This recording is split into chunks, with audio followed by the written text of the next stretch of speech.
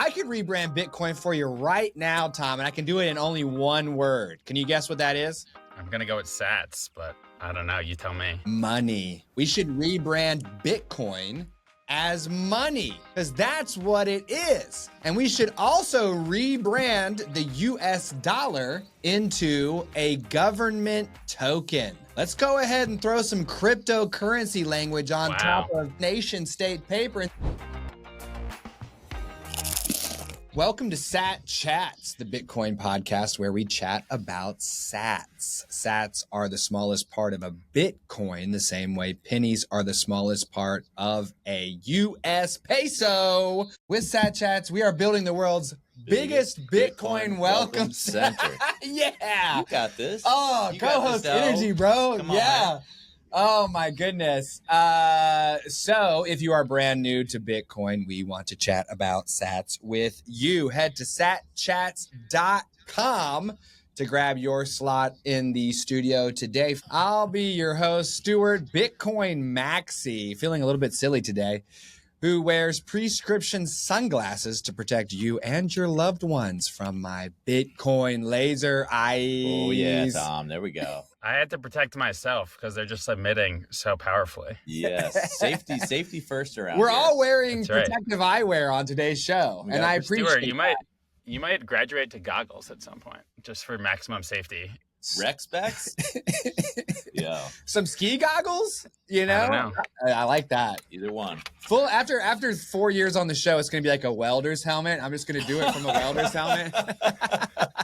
You got the astronaut right there. I mean, Yeah. there's some inspo you could draw from. Ooh, We're moving in that direction. he's got laser eyes too, doesn't he? Yes, for sure. All right, I'm your host. Your co-host, Chris.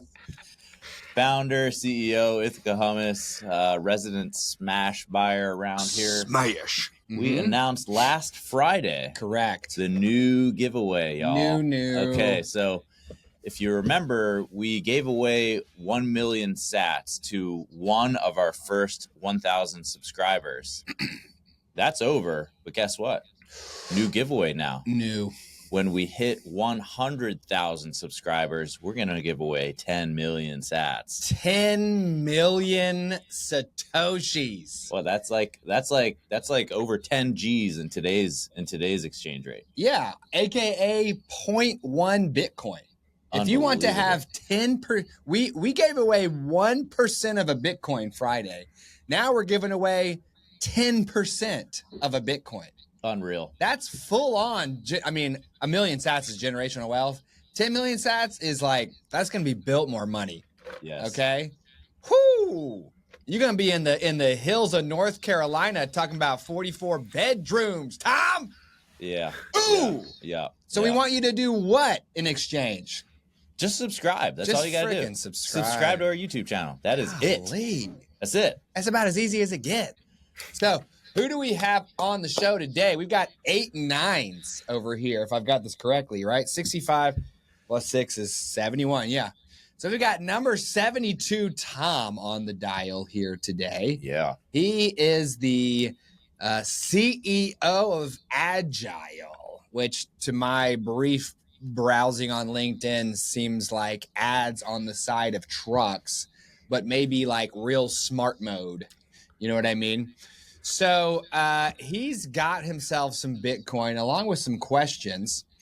So we're going to be answering his questions about Bitcoin today. But before we do, we want to hear a little bit more about Tom, and we want Tom's Bitcoin story. So Tom, help our satillionaires out there get to know you a little bit better, my friend. Yeah, absolutely. Thanks for having me on, guys. My name is Tom Shea. I'm the co-founder and CEO of a company called Agile Media Group. Sort of hit it. Turn last mile delivery trucks into mobile billboards on behalf of consumer brands. And then there's a lot of technology behind it.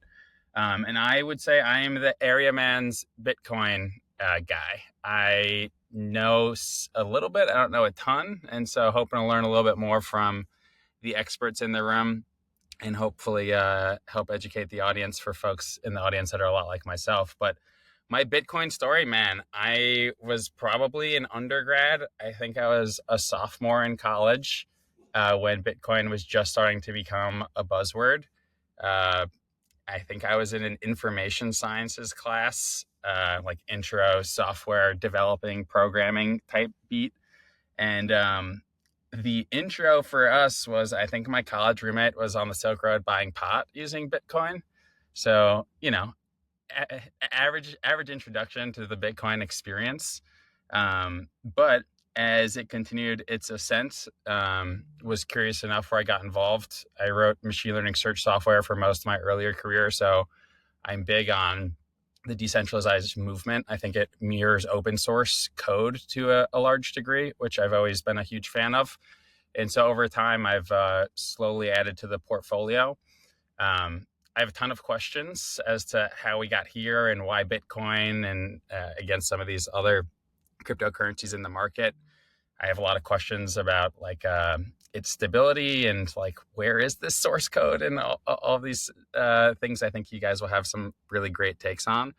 But I would say in the aggregate, I probably today own about a half of a Bitcoin.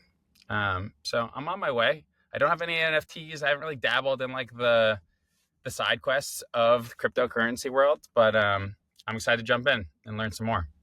So it sounds like we're going to be giving away 20% of Tom's entire Bitcoin holdings here on the show when we reach 99999 plus one. Think about that, y'all, and hit the subscribe while you're thinking about it.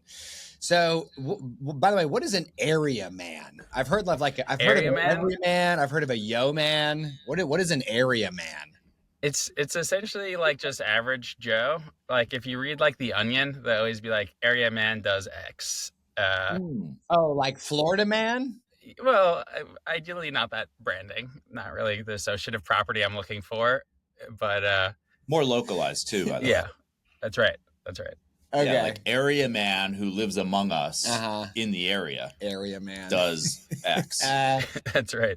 I think that might be the title of Tom's autobiography that he's working on. Area man. Oh, it's got a nice ring. That's kind of dope. Yeah. Or they're gonna make an action film based on Tom's life, starring the Jason Statham. Area man. More of a Matt Damon lookalike, actually, is what I get. You want a little bit of Matt Damon love? True. No, dude, some of that early Bourne stuff was nuts. Like those are some like them apples fights. Yeah, that's Good Will Hunting, classic. Yeah. So your roommate was on the Silk Road, doing as the fellows would do on Silk Road, and that was your first intro to Bitcoin. Yeah, I don't know how many sats got dropped there. I also think I don't want to know because I think I'd be pretty sad. Homie dropped generational wealth on an 8. On an 8. Ooh, homie was taking 6-figure hits. Yeah, just that's to right. let you know. Each individual corner of the bowl was $100,000. So hope you're happy, bud. Yep. And then later on, but you didn't really pick up any at that time. No, I had no purchasing power at that time also. So like until there was actual like salary and wealth creation is when I think I could put a dollar cost average approach and just S&P and then some in Bitcoin and see where that took me. What year were you a sophomore at university? 2014. Okay. And then when did you pick it back up? I'd say probably like 2017 is when I actually started taking some swings. Why did you pick it back up several years later? Yeah, it's a good question. We talked about this a little bit at the top. I was having a divergence of two trends play out in my personal life. There was the most sophisticated people that I admired getting really involved in the space. And there were also like my degenerate gambler friends getting involved in the space. And so I think it was really just born out of curiosity. I think I believe in believe in the mission and that it's like the inevitable future. I think that the time series over which that happens, like, is it even in our lifetime, is a question mark with all of like the regulation and inertia that it's going to face. And I don't think I ever just like fully took the swing because, if my early exposure was the dark side of what Bitcoin enabled, there was some natural questions around, okay, like, does this actually have a path forward or will it die somewhere in the process? And obviously we fast forward to the present and it's clearly taken off. And I think is well on its way. But I still have the same questions around over what time series does this actually become like a viable currency that's embedded in everything that we do, like buying Ithaca hummus on their website. So it sounds like Bitcoin is for the gens and the degens. You can be a degenerate and like Bitcoin or a generate and like Bitcoin, right?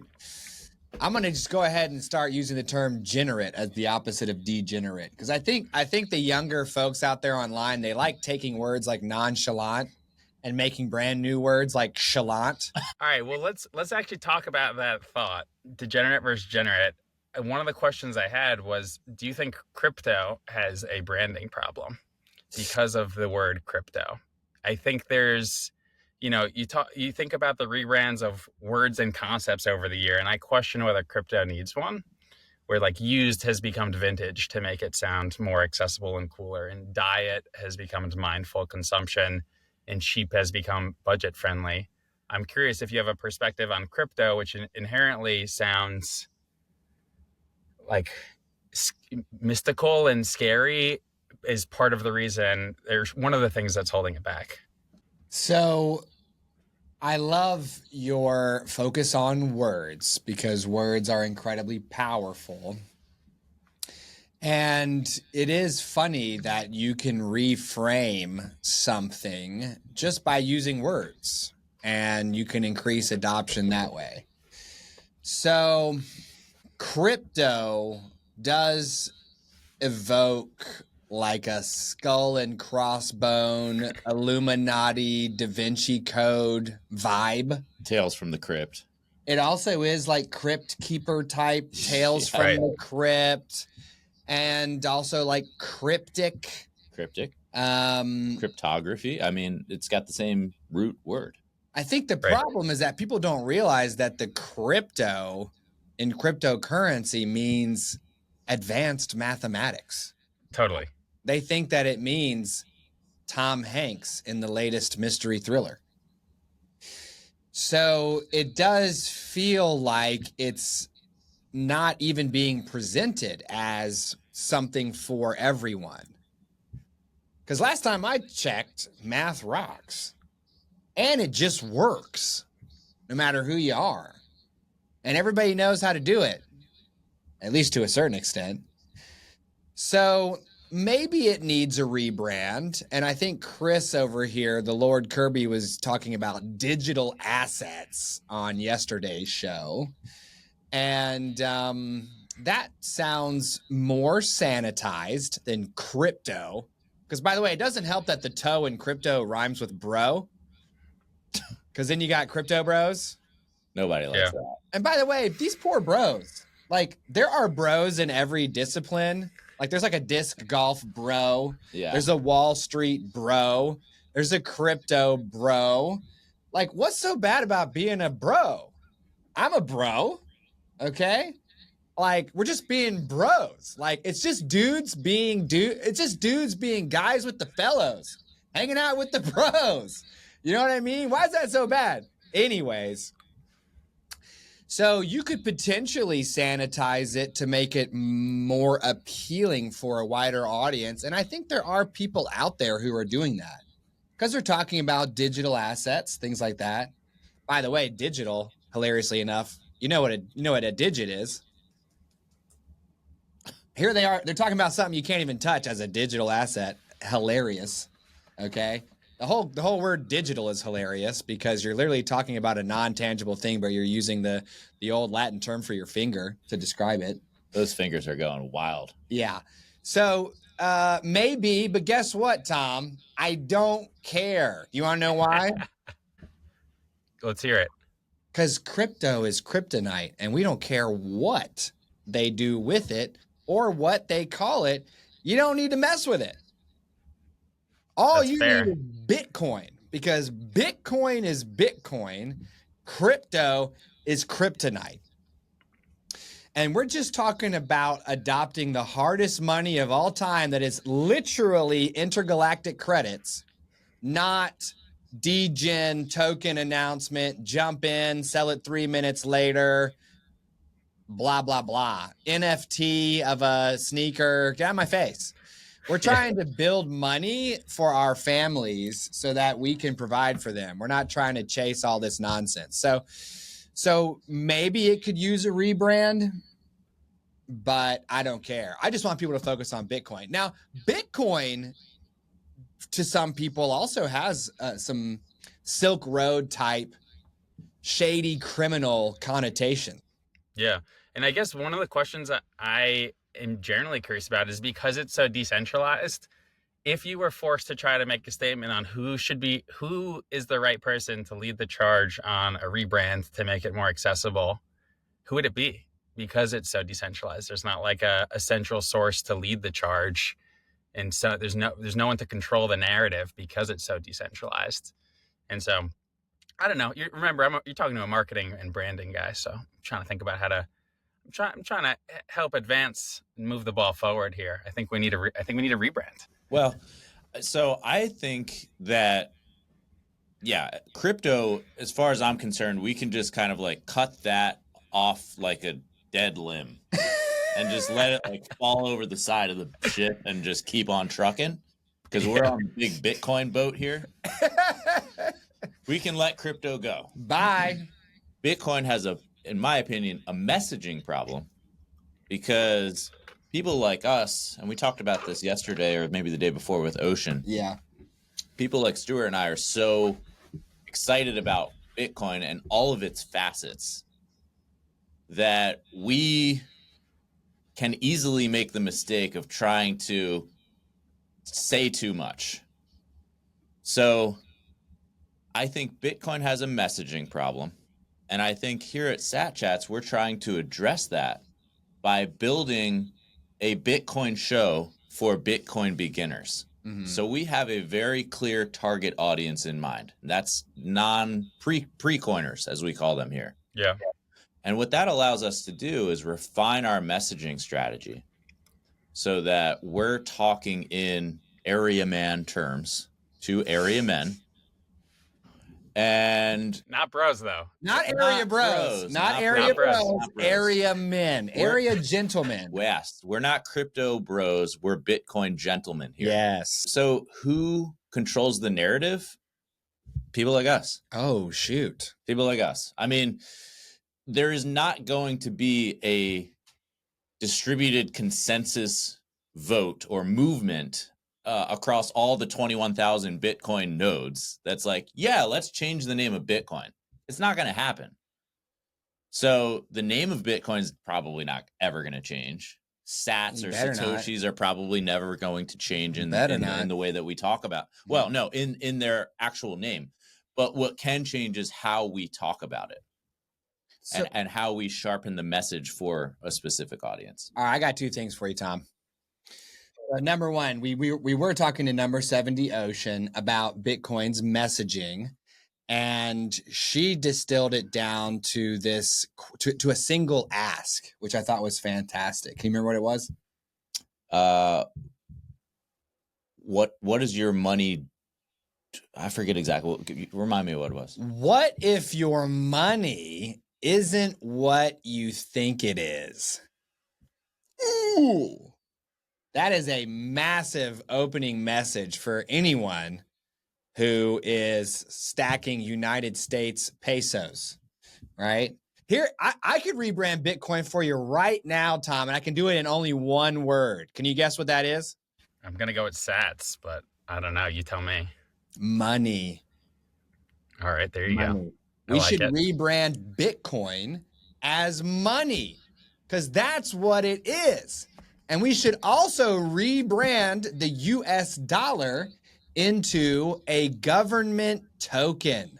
Let's go ahead and throw some cryptocurrency language on top of your blessed nation state paper and say, oh, yeah. Okay, so this cheeseburger and little fry at Five Guys is going to go ahead and run you 17 government tokens. Or cuck bucks. Oh, that might be getting into toxic Bitcoin maxi land, right? Yeah, so we'll keep it Bitcoin, gentlemen. it's a government token, right? You and I are working as hard as we possibly can for a government token that is issued from a central location in any amount they desire, any dadgum amount they desire. Okay, it's no different from, sorry, John, XRP. I think that's great. I think that's great. If you flip the script on them, you might be the guy to lead the charge. Actually, boom. Does the documentary need to be called Government Tokens? I like tuck bucks. Oh man, C-Bucks, C-Bucks, come get your C-Bucks. So there's your rebrand, bud. Okay. Mm-hmm. Next question, Tom. Yeah, I love it. I love it. Flip the script. That's a great way to change the narrative.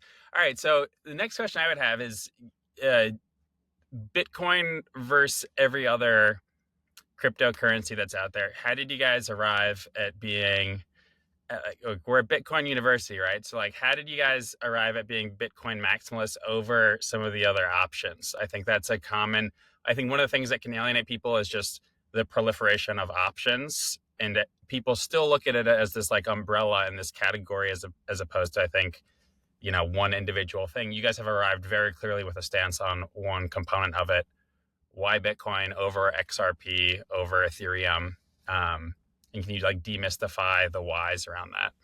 Okay. Chris, you want to rip?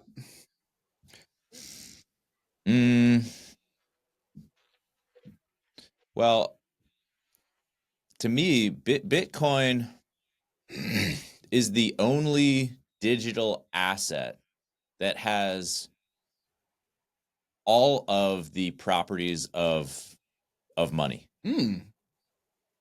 of real money. And we define Bitcoin here as digital peer-to-peer cash. Mm-hmm. That's what Bitcoin is. And it's also, there are most other cryptocurrencies are not decentralized. XRP, who is that? Ripple is the company that centrally produces and distributes XRP. So Ripple is that like talk to me, because I'm 101 here. Like, is that a company? Is that like a source code with a repo? Ripple is a for-profit company that created a token called XRP. They issued all of it all at once, I believe, and gave themselves 80% of what they issued and and now they're letting the XRP army fight each other to death for the remaining 20%. It's literally silly. Yeah, that's crazy. It's silly business. And they're like, XRP can settle transactions globally. I'm like, bro, Bitcoin can do it as well. Yeah, and I guess let's build on that. So Bitcoin, you're saying it's different because it's fully decentralized. Like, as someone who wrote software for most of my professional career, where is their source code? Like, this has to be built on something, in my opinion, and I'd be curious what that is. So I'd love a breakdown on what is behind Bitcoin from like I don't even know what the right word is, like stack infrastructure perspective. Mm-hmm. We have no idea. I mean, the source code, I believe, is inside the Bitcoin Core software, which you download and run if you want to be a node operator, which is open source. And you could just Google, or if you're privacy forward, maybe you hit that DuckDuckGo, but you just do Bitcoin source code and there you have it, right? So absolutely every single aspect of Bitcoin is available for you to inspect. And maybe while I'm chatting, see if you can do it. Google Bitcoin source code and see what happens. It's part of, because Chris only, in my mind, Chris gave part of the reason why we feel like Bitcoin is different from these other cryptocurrencies. But there's much more than that. I think the easiest way to differentiate Bitcoin from digital or government tokens Man, I love that breakthrough. Yeah. Oh my God. Yeah, that's a good one. That is absolute like Street Fighter Akuma Ultimate, where I just turn my back and boing, boing, and like just then I phase over to you and there's just like a bunch of off screen like and then you're just dead when the video game comes back. So Simple Steve was saying this last night at the Bitcoin meetup. Rules, not rulers. Whoa. Bitcoin follows rules. So it's rules, not rulers. When your government issues you its token, that is operated by men and women in a centrally located space, in a centrally organized fashion. And you don't get to complain when they change the rules or when they make the rules, but then just don't follow them sometimes. The same is true for your cryptocurrencies like XRP, even Ethereum. There's a famous post from Vitalik where he says, hey guys, can you stop trading for a minute? Something's not right. I got to roll it back. Bro. So it's just still a man-made fugazi that you have no control over and therefore cannot trust. But Bitcoin's code is designed to follow a set of rules that do not change in order to allow for transactions that cannot be changed. And so Bitcoin marches on. It does not care who you are. It does not care if you are a guy or a girl. It does not care if you are a small business or a big one. It doesn't care if you're a nation state. Actually, in the source code, there's nowhere where it checks what time it is. Bitcoin does not even care what time it is because your clock is a man-made piece of mumbo jumbo that is not important. It just wants to know, okay, guys, what block are we on? Fantastic. Let's keep rolling. Tick tock, next block. So Bitcoin follows a set of rules that says, look, man, every 10 minutes, there will be a new block added to the chain. And the person who solves the great big Sudoku puzzle in the sky is going to get some Bitcoin. Because you know what Bitcoin gives you in exchange for working for Bitcoin? Bitcoin. Some freaking Bitcoin, okay? Bitcoin is Bitcoin, baby. You work for Bitcoin, you get Bitcoin, all right? And every time you add a block to the chain, it gets harder and harder and harder to undo or redo or fake or whatever. And every time you add a new computer to the network, it's the world's first software geodesic dome that only gets stronger and stronger and stronger the more people are using it. And it's unbelievable. The supply cut in half roughly every 4 years until there's no more new supply, man. And I don't care if you go through a dot-com bubble. I don't care if you go through the war on terror. I don't care if you hit a financial recession. I don't care if you got no pandemic. Bitcoin is the money badger. I want to double click a little bit on it. And this is, and I don't even know if this has answers, if I'm being honest. But like, so all of these transactions, theoretically, even if you have open source code, it needs to have a server that can process like interactions from consumers like us or investors like us. Where, like, on what are these things being processed?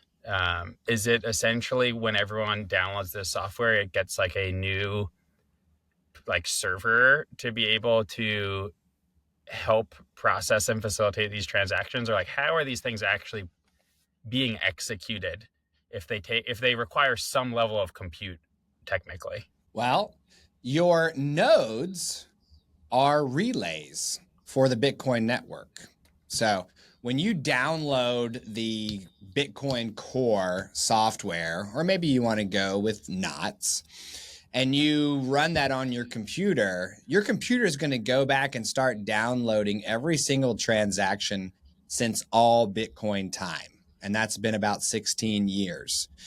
So it's going to take your computer like 3 some odd days to catch up. Oh, interesting. But once it does, then you will be relaying transactions worldwide like every other node there is.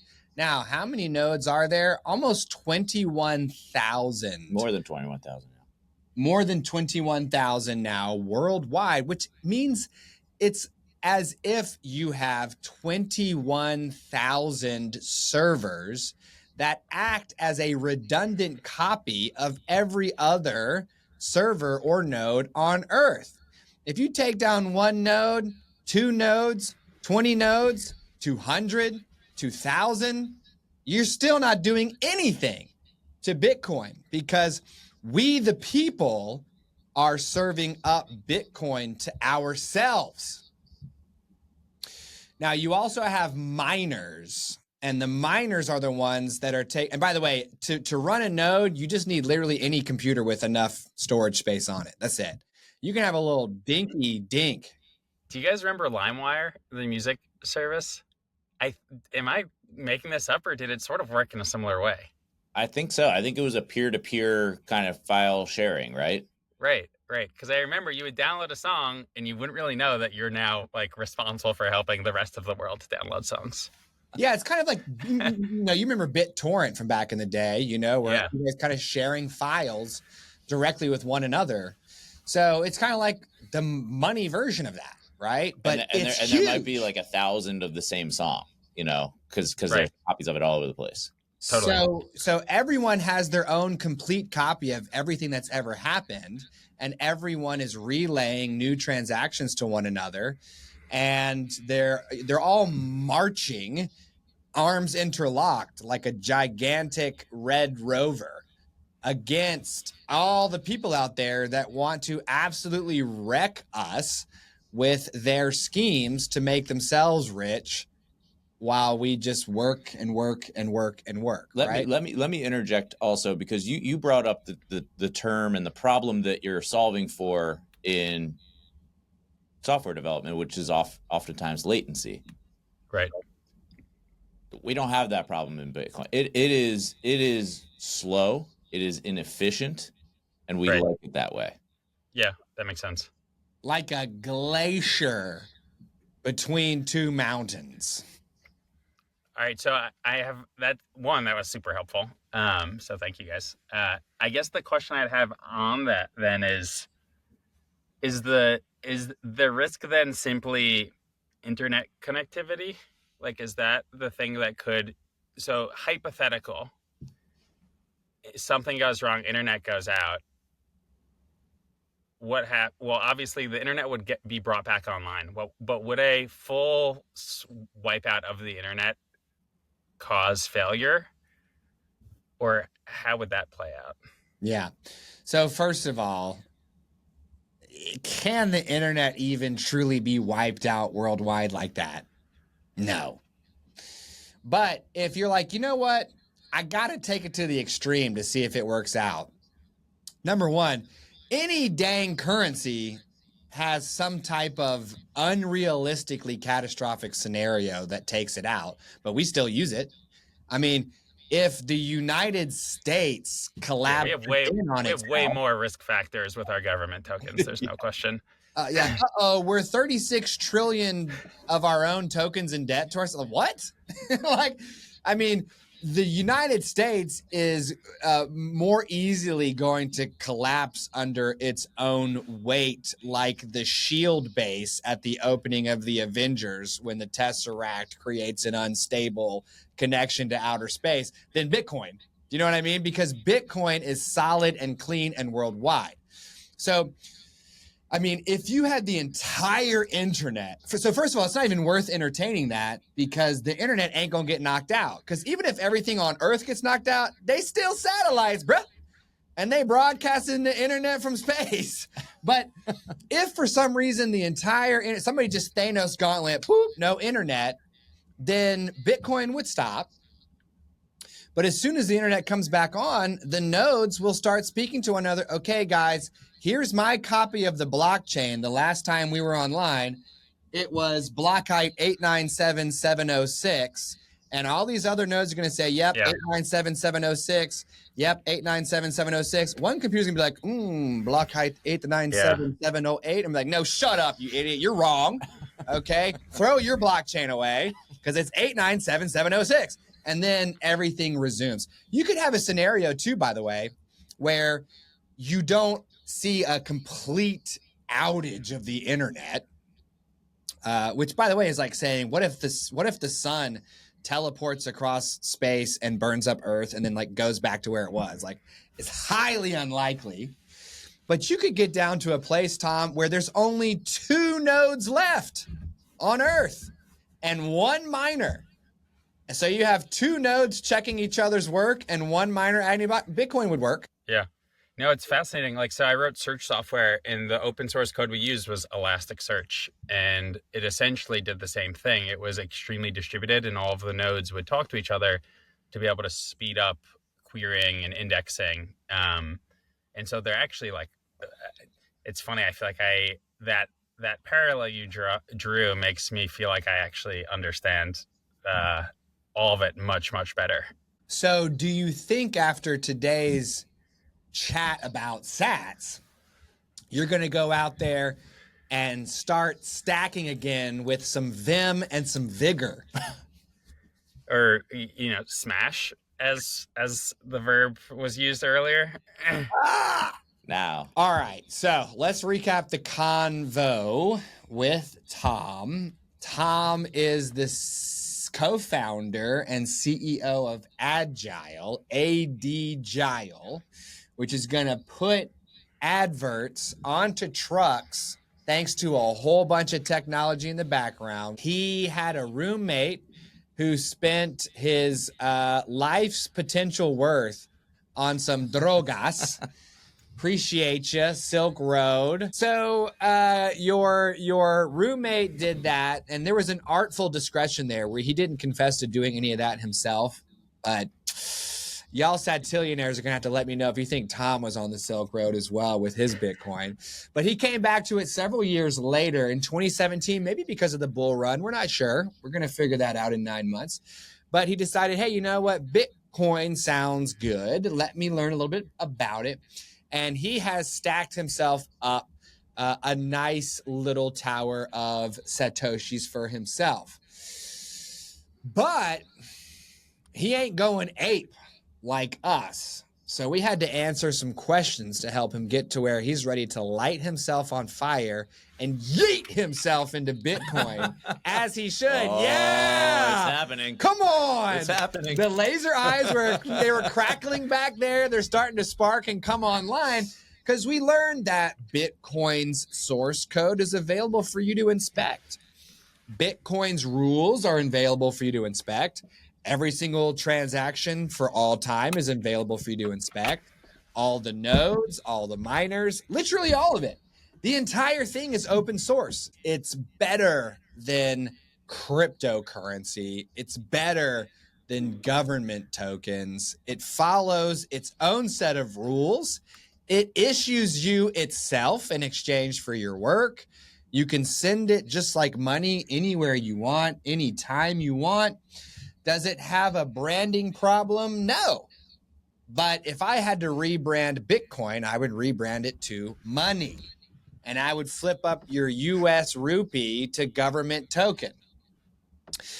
Does it have a messaging problem? Potentially. But again, there's no company there to fix that. So you and me and Chris have to take the message in a decentralized fashion to all the nodes that we can reach, aka our family and our friends. It's up to us, right?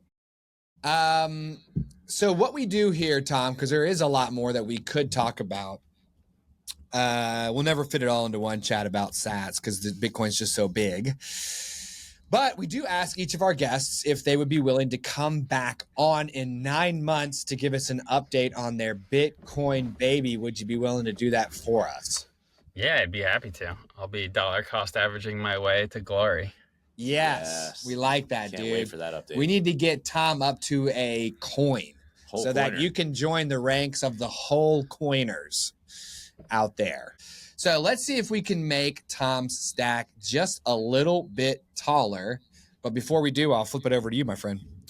So, Tom, our founding sponsor here at Sat Chats is a company that you know and love. And I know that because we work together with Agile, Ithaca Hummus and Agile, partners for life. And it's called Ithaca Hummus. So I think you pre-selected the everything bagel flavor. So we've got that to taste here. Unfortunately, since you are not in the studio, Stuart is going to act as your taste buds. That's all right. I had the Graza Ithaca Hummus crossover last night, so I'm there in spirit. So good. Let's stop right there. Thoughts and feelings On that SKU. Oh, on that SKU. Dang, what a term. It slaps. I mean, that's it's like the biggest power couple coming together. You got the people at the top of each respective game merging forces, and they wouldn't do it. I mean, they wouldn't do it if they didn't think it would be a home run, and they nailed it. All right, let's crunch on it here.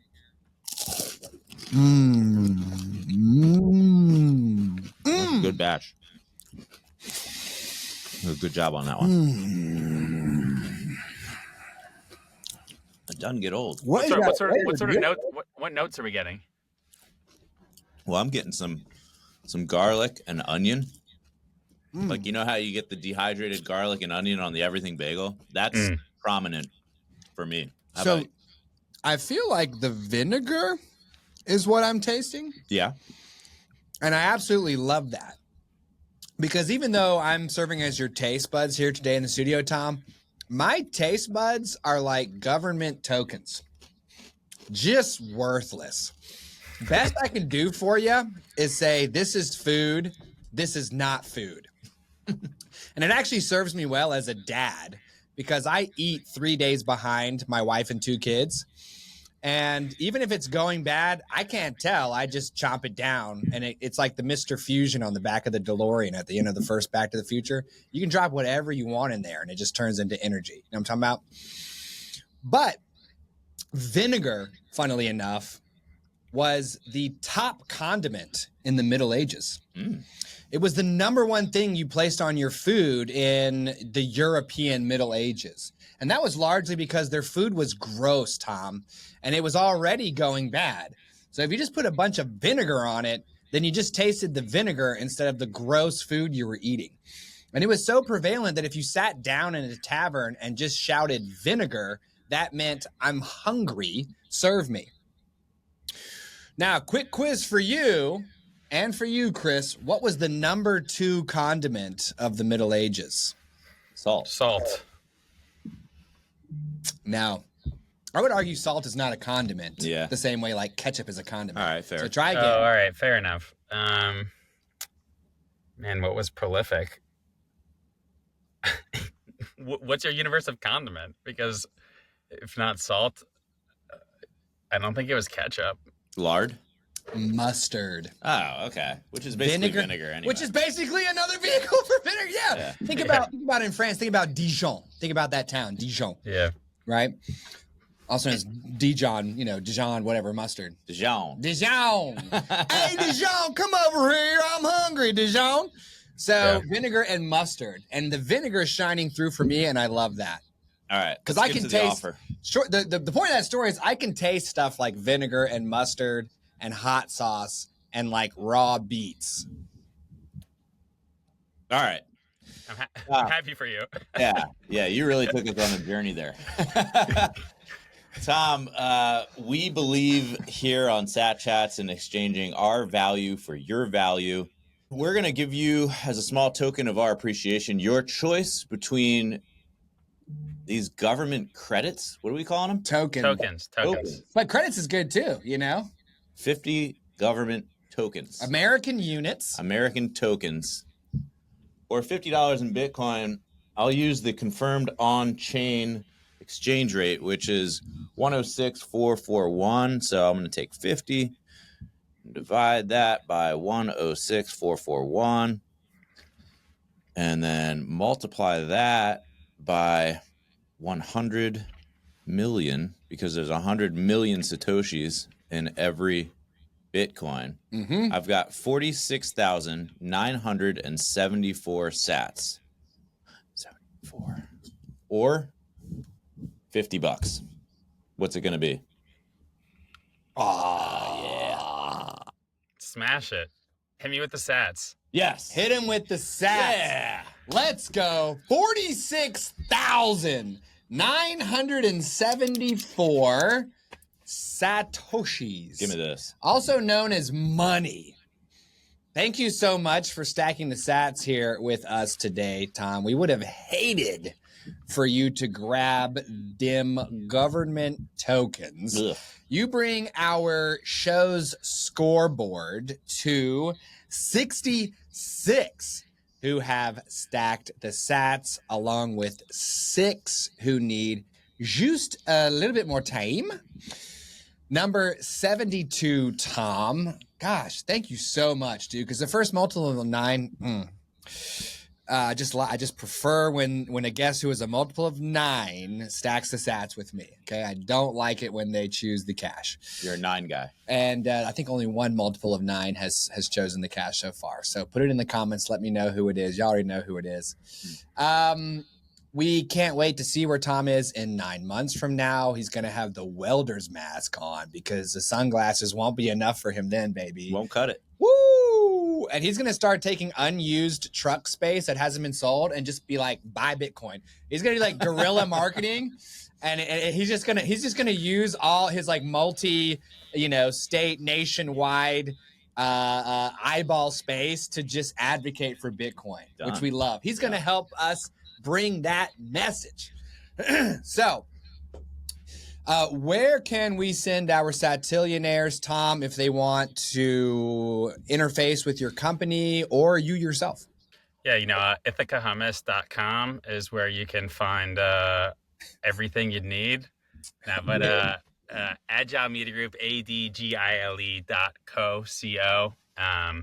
I answer all the inbounds, so that's essentially me, is probably the best way to find me. But thank you guys so much for having me on. I think what you guys are doing for the space is awesome. It's been cool to see the subscriber growth. And I think we talked about it. The category needs a messenger, and I think you guys are well on your way. The only thing I would change is, we did government tokens versus Bitcoin. There was not an Ithaca Hummus tub option in there, and I'd be curious to see what the distribution would look like if right behind Chris there was a counter under that thing too. You're not the first person to make that suggestion, so I think we might start to we've got to take it seriously. Some people want to stack tubs of hummus, right? It's true. They're stackable. They're intentionally stackable. A stack right there. I mean, you got that's right. Right there. Hey, it's like we say on the show, man. Buy the dip.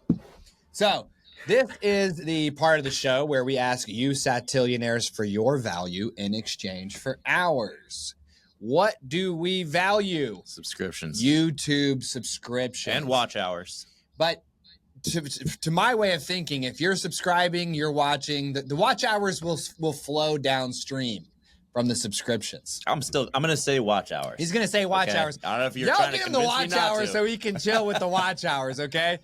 Because we want dim subscriptions, and we want 99,999 of them, plus one, okay? Chris over here, he's been taking the shortcut with the whole 1,000, 100,000 business, okay? I'm sticking to my 9s, baby. So I need 5 9s plus 1, and in exchange, we will give you not 46,974 sats, 10 million. 10 million sats. That is 0.1 Bitcoin. Yep. When we hit that 99999 plus 1, we will do a drawing just like we did for the million sats. Okay? Same rules apply. You subscribe. Make sure your subscription is public when it's time to pull. And then bam, we'll jump on the live show. We'll do it. And somebody will get I mean, almost $11,000 currently in today's terms, right? But we don't care about them government tokens. It's 0.1 Bitcoin. That's what's really important. You can also head to satchats.com to grab your slot in the studio today. If you hate our rehashes, don't make us do them. You sign up for the dang slot, okay? Because we only shoot them when we don't have a dude like Tom on the line. Remember, Sat Chats is for educational purposes only and should not be construed as financial advice. Also, our guest's views and his laser eyes are his own. We'll see you tomorrow. Bye-bye.